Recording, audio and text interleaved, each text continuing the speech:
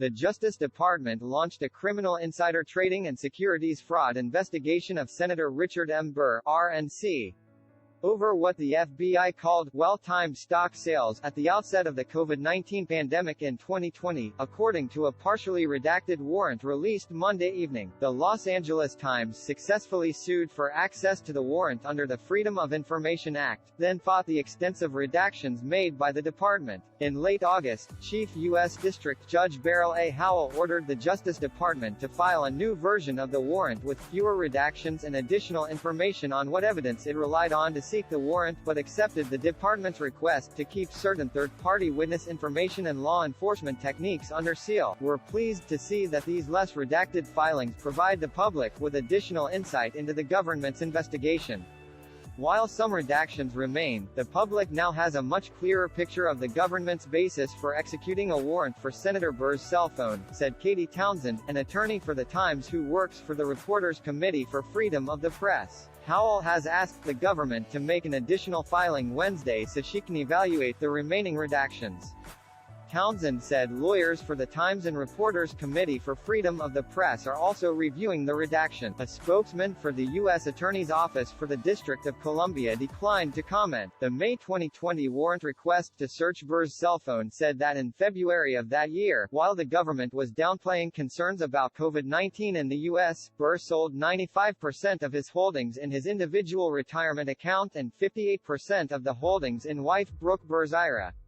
He also purchased $1,189,000 in the Federated U.S. Treasury Cash Reserves Fund using 76% of the total holdings in the joint account held by him and his wife.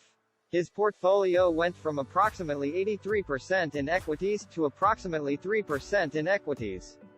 Beginning on February 20, 2020, 6 days after Senator Burr's sale of the majority of his equity, the stock market endured a dramatic and substantial downturn, FBI Special Agent Brandon Merriman said in the affidavit used to justify the search.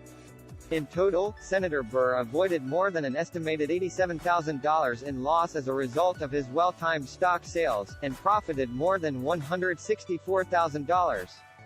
Burr's brother-in-law Gerald Foth sold about $160,000 in stocks after speaking and texting with Burr, the affidavit states.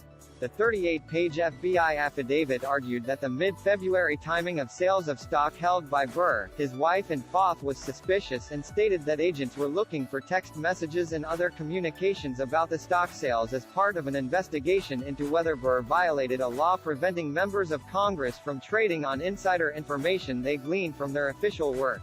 The partially redacted version of the warrant provides few details on what non-public information Burr, then chairman of the Senate Intelligence Committee, had about the pandemic prior to his stock sales. He stepped down from the committee shortly after the Times broke news of the search warrant. Burr and other senators received briefings from U.S. public health officials before the stock sales. Several of them, including California Democrat Dianne Feinstein, were scrutinized by the Justice Department for potential violations of congressional insider trading rules for selling or purchasing stock at the start of the pandemic. Burr's was the only case in which a warrant was obtained. Burr was never charged with crimes connected to the trades. The Justice Department confirmed in its June court filings that it dropped the investigation in January 2021. A month later, the Times filed its lawsuit, arguing that the records should be made public to explain the department's unusual decision to pursue a warrant against a sitting member of Congress. This story originally appeared in Los Angeles Times.